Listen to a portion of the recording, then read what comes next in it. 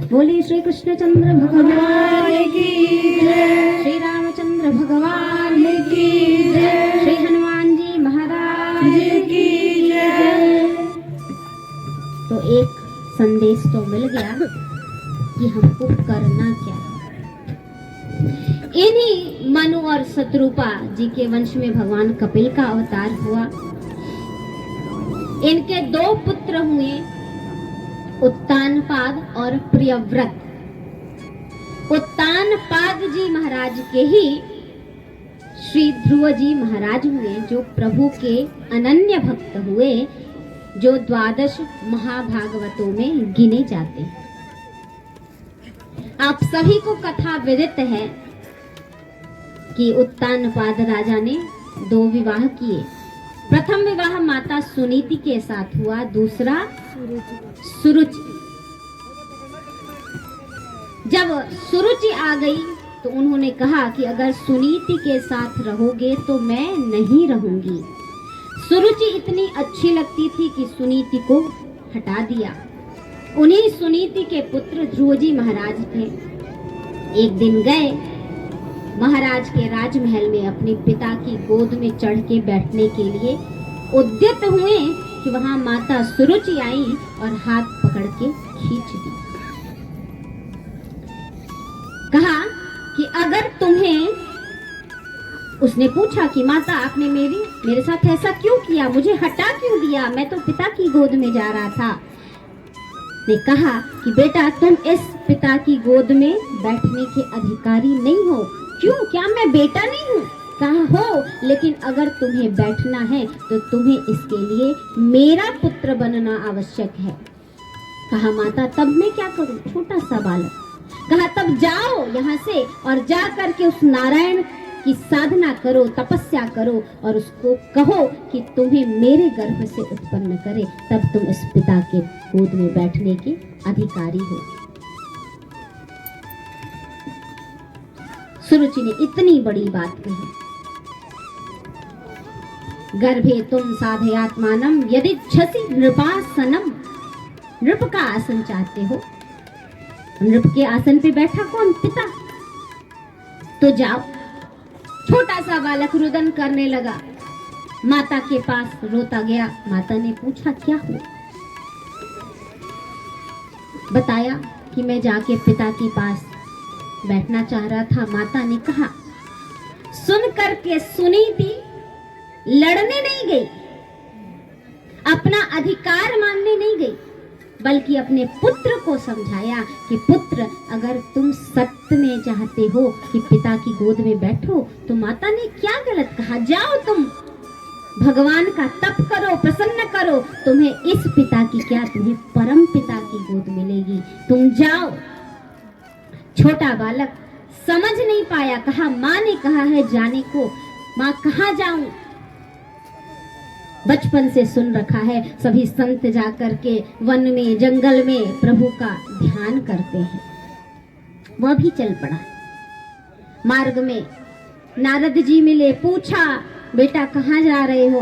कहा तप करने जा रहा हूँ, उस परमात्मा को प्रसन्न करने जा रहा हूँ। कैसे करोगे, क्या बोलोगे?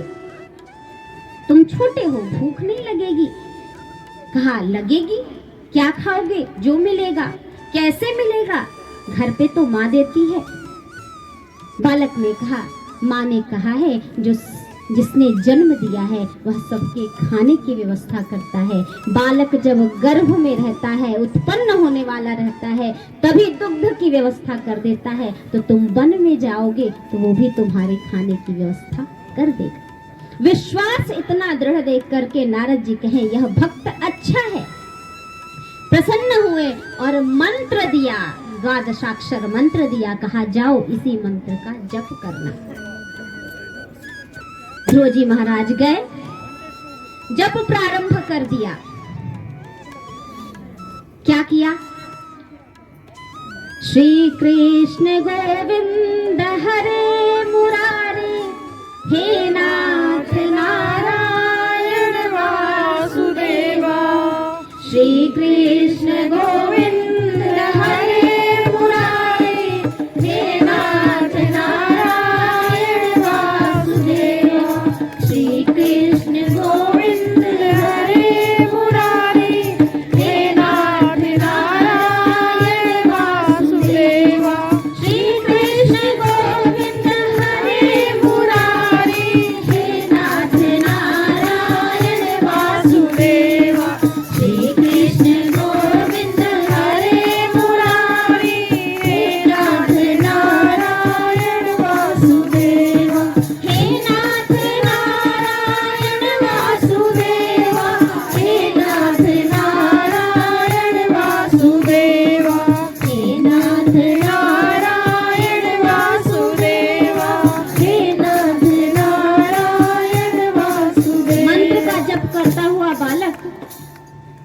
1 महीना बिताया, कोई फल नहीं। बाकी समय मंत्र जप करता, समय मिलने पर कुछ खा लेता, जल पी लेता और पुनः एक ही काम करता, श्री कृष्ण गोविंद हरे मुरारी, हे नाथ नारायण वासुदेव। श्री कृष्ण गोविंद हरे मुरारी, हे नाथ नारायण वासुदेव। दूसरा महीना जब प्रारंभ हुआ तो वह बालक तीन दिन पे भोजन करने लगा। कहा प्रभु नहीं मिल रहे, तो अवधि बढ़ाई, 3 दिन तक अनवरत करता, फिर 3 दिन के बाद खा लेता, नाम जप करता। दूसरा महीना आया, 6 दिन पे खाने लगा। तीसरा महीना आया, 9 दिन पर खाने लगा। चौथे महीने में सिर्फ कुछ बदरी फल कपित्थ खा लेता और एक ही नाम रटता, क्या? श्री कृष्ण गोविंद हरे मुरारी, हे नाथ नारायण वासुदेव। श्री कृष्ण गोविंद हरे मुरारी, हे नाथ नारायण वासुदेव।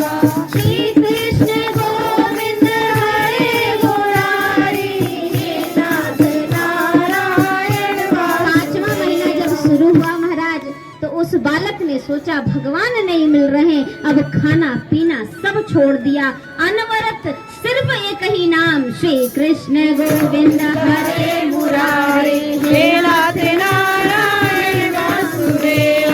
श्री कृष्ण गोविंद हरे मुरारी, हे नाथ नारायण वासुदेव। करते करते 6वां महीना आया, कहा भगवान नहीं मिल रहे हैं। शुरू होते ही उसने कहा अब तो भगवान को प्राप्त करना ही है। अंत में वह इतनी तेज धुन में प्रभु का स्मरण करता हुआ, नेत्र सजल है, नेत्र से जल बह रहा है, आंसू निकल रहे हैं, नेत्र धारा अनवरत चल रही है और एक ही मंत्र चल रहा है, श्री कृष्ण गोविंद हरे मुरारे, हे नाथ नारायण वासुदेव। श्री कृष्ण गोविंद हरे मुरारे, हे नाथ नारायण वासुदेव। श्री कृष्ण गोविंद हरे मुरारे, हे नाथ नारायण वासुदेव। अंत में जपते जपते जपते वह बालक इतना मगन हो गया, प्रभु का ध्यान करने लगा कि वह सांस भी लेना भूल गया। जब सांस लेना भूल गया तब भगवान, मेरा इतना छोटा सा नन्हा सा इतना परम भक्त सांस लेना भूल गया। जब सांस लेना भूल गया तो उन्होंने कहा, हे पवन देव आप बहना बंद कर दीजिए। पवन देव ने कहा महाराज हम नहीं चलेंगे तो कोई नहीं बचेगा। कहा जब मेरा भक्त श्वास नहीं ले रहा है तो इस पवन का क्या कार्य? बंद कर दिया। पवन देवता बंद हो गए। सभी देवता घबराने लगे, क्या हो गया? श्वास नहीं ले पा रहे। दौड़े दौड़े भगवान के पास, प्रभु क्या है? कहा देखो मेरा भक्त वह श्वास नहीं ले रहा तो हम लेकर के क्या करेंगे? कहा प्रभु तब जाइए दर्शन दीजिए। भगवान कहे नहीं, हम दर्शन देने नहीं जाएंगे, हम तो दर्शन करने जाएंगे। कहा तो प्रभु जाइए, जल्दी जाइए और दर्शन करिए। आप चल पड़े गरुड़ के साथ और पहुंचे तो वह ध्रुव एक ही नाम जप रहा था, श्री कृष्ण गोविंद हरे मुरारे, हे नाथ नारायण वासुदेव। श्री कृष्ण गोविंद हरे मुरारे, हे नाथ नारायण वासुदेव। श्री कृष्ण गोविंद हरे मुरारे, हे नाथ नारायण वासुदेव। नारायण नारायण प्रभु का नाम जप कर रहा है। प्रभु आकर के भक्त के सामने खड़े हैं लेकिन वह नेत्र नहीं खोल रहा कि दर्शन करे। प्रभु ने सोचा यह नेत्र नहीं खोलेगा तो क्या होगा। तो प्रभु सोच रहे हैं कि मैं सामने खड़ा हूँ फिर भी नेत्र ही नहीं खोल रहा, कारण क्या है? क्यों नेत्र बंद हैं? तो ध्यान करके देखते हैं कि ध्रुव के अंतर्मन वृंदावन में प्रभु की छवि झांकी है और उसका दर्शन करता हुआ ध्रुव सिर्फ प्रभु का मंत्र जप रहा है। और जब यह देखा तो प्रभु ने उस नाम जप करते हुए बालक के हृदय से अपनी छवि हटाई। जैसे ही छवि हटाई, नेत्र खुल गए ध्रुव के। देखा जो अंदर छवि थी जो हट गई थी, तो व्याकुलता से नेत्र खुल गए थे, वह समक्ष विराजमान है। बोलिए चतुर्भुज नारायण भगवान की जय। नारायण का दर्शन किया, नारायण ध्रुव का दर्शन कर रहे हैं, हाथ जोड़ करके खड़े हैं। संत कहते हैं देखो यह विचित्र झांकी है। क्यों क्यों? कहा भक्त और भगवान दोनों की स्थिति ऐसी है, उसका वर्णन नहीं कर सकते। क्यों? कहा 4 मिले 64 खिले, 20 मिले कर जोर, हरि से हरि भक्तन मिले, 20 से 7 करोड़। 4 मिले, 2 भगवान के नेत्र, 2 ध्रुव के। 20 मिले, 10 भगवान के, 10 ध्रुव जी के। और हरि से हरि भक्तन मिले, 20 से 7 करोड़। एक एक रोम प्रसन्न हो गया है। इस प्रकार संत उस झांकी का दृश्य लिख रहे हैं। देख रहे हैं जब ध्रुव जी सामने कि वही परमात्मा है, तो कुछ बोल नहीं पा रहे हैं, समझ नहीं आ रहा। सिर्फ एक मंत्र नारद जी ने दे दिया था, पता था उस मंत्र को जाकर के बोलना है। लेकिन भगवान आएंगे तो कहना क्या है, ये तो ना माँ ने बताया था ना नारद जी ने बताया। चुप खड़े हैं। भगवान भी सोच रहे हैं यह कुछ बोले तो सही, मैं प्रकट होता हूँ तो लोग वरदान मांगने लगते हैं, यह कुछ बोल ही नहीं रहा। अपना शंख ध्रुव जी के कपोल से जब स्पर्श कराया तो वाणी का प्रस्फुटन हुआ और श्री ध्रुव जी महाराज भगवान की स्तुति करने लगे। योऽन्तः प्रवेश्य मम वाचमिमां प्रसुप्तां संजीवयत्यखिल शक्तिधरः स्वधाम्ना, अन्याश्च हस्तचरण श्रवणत्वगादीन् प्राणान्नमो भगवते पुरुषाय तुभ्यं, प्राणान्नमो भगवते पुरुषाय तुभ्यं। हे प्रभु, जिसने मेरी इस वाणी का प्रस्फुटन किया, शंख से किया। शंख का मतलब क्या है? शम खे मने आकाशे करोति यह शंखः। शम मने शांति कर दे जो। कहा आकाश में, कहा किस आकाश में किया उस शंख ने? कहा शम शांति की, खे मने इस आकाश में, हृदयाकाश में जो परम शांति मिल गई, उससे ध्रुव जी की वाणी का प्रस्फुटन हुआ और भगवत स्तोत्र निकल पड़ा। इस प्रकार परम भक्त ध्रुव जी के उन्हीं मनु महाराज के पुत्र के रूप में, पौत्र के रूप में हुए। कहा ऐसे मनु और शत्रुपा जी इन्हीं के दूसरे पुत्र थे, प्रियव्रत, जिन्होंने अलग सृष्टि की ही रचना कर दी, दूसरा सूर्य बना दिया। कहा क्यों किया ऐसा? कहा रात ना हो, रात होती है तो लोग सो जाते हैं, सारे काम बंद हो जाते हैं, इस प्रकार बहुत समय बर्बाद होता है, तो ऐसा ना हो। एक एक क्षण जो मिला है वह सार्थक बीते। लोगों ने कहा महाराज जब रात्रि नहीं होगी तो दिन की सार्थकता का लोगों को पता नहीं लगेगा। जैसे दुख ना हो तो सुख क्या होता है क्या पता। सुख की परिकल्पना, सुख होता कैसा है? जब दुख छटता है तो सुख आता है, तो समझ में आता है आज सुख का दिन है, हर्ष का दिन है, खुशी का दिन है। इसीलिए फिर अंत में देवताओं के वंदन पे, ऋषियों के समझाने पर उन्होंने यथावत क्रम चलने दिया, अन्यथा हो सकता है आज हम दिन ही दिन में जी रहे होते।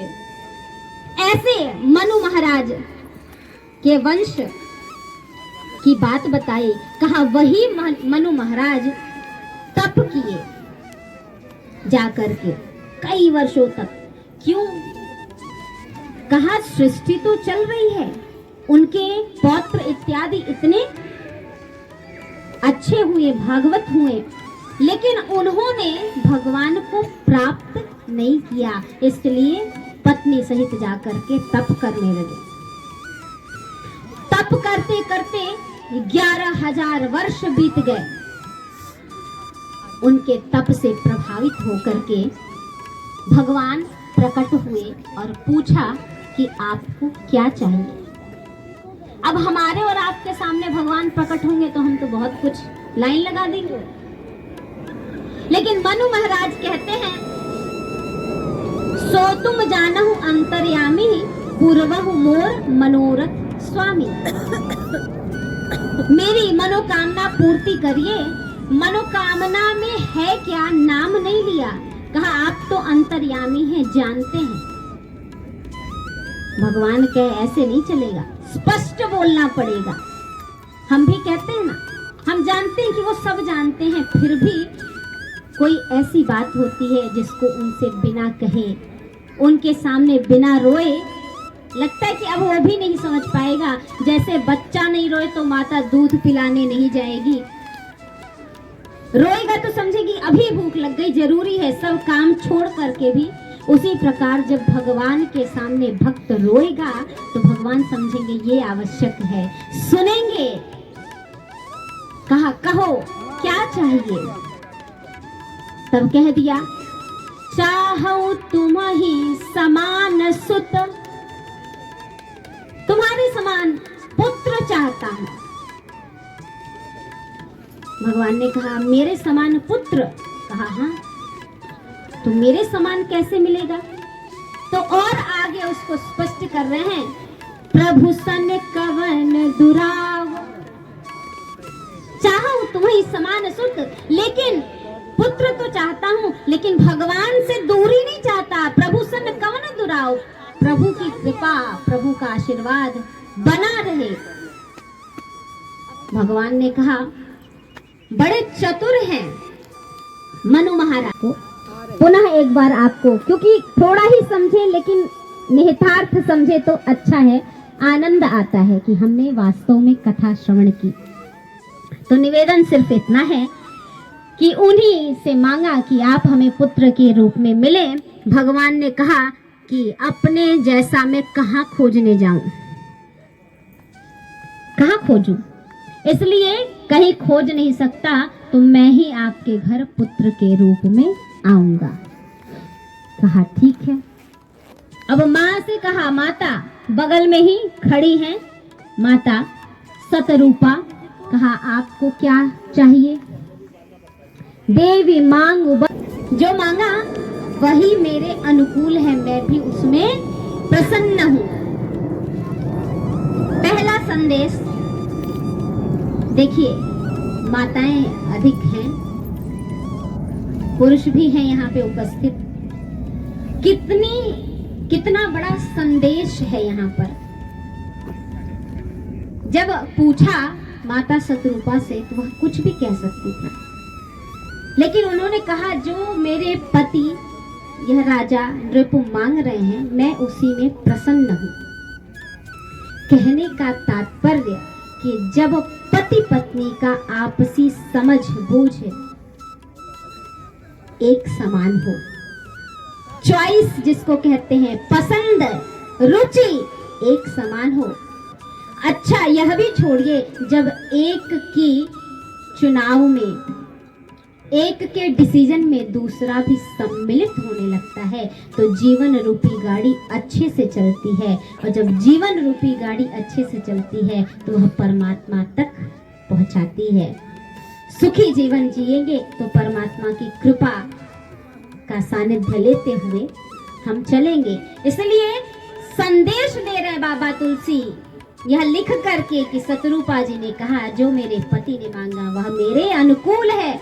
कहा तब भी आप कुछ मांग लीजिए, देवी मांग वर जो रुचि तोरे। कहा ठीक है, आप देना ही चाहते हैं तो सोई सुख सोई गति सोई भगति निज चरण स्नेह यह दे दीजिए। और पांचवा मांगा सोई विवेक सोई भगति। देखिए माता ने चतुरता की, पहले तो वह भी मांग लिया, मैंने वो पुत्र के रूप में आएंगे तो मेरे यहाँ भी पुत्र के रूप में आइए, और दूसरा क्या, वही सुख, वही गति, वही भक्ति, वही अपने चरण के प्रति प्रीति, और सोई विवेक। विवेक भी, विवेक क्या कि आप भगवान हैं, यह विवेक सदैव मेरे मन में, मस्तिष्क में बना रहे। कहा ठीक है, आपने जो कुछ मांगा मैं प्रसन्नता से आपको दूंगा। बात आगे बढ़ी, प्रभु ने कहा माता आपका जो विवेक है वह तो अलौकिक है। प्रसन्नता व्यक्त की और